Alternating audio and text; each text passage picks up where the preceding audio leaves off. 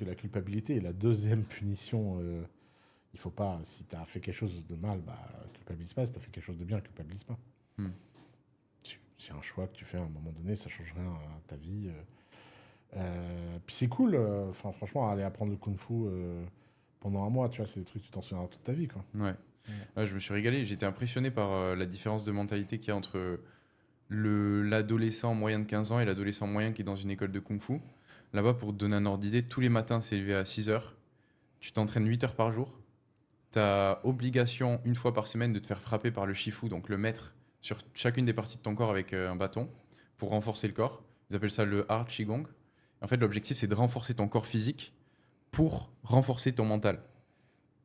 Selon le shifu, encore une fois, tu as des hauts et des bas dans la vie.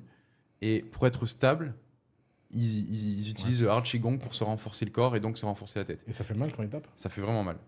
T'as les bâtons qui cassent, qui font mal, j'ai encore une marque, mais les bâtons qui cassent pas, c'est ceux qui font le plus mal. Parce que c'est vraiment le plus dur. Et moi, comme un fou, le premier soir, je me retrouve dans le bureau du shifu et je lui dis, s'il vous plaît,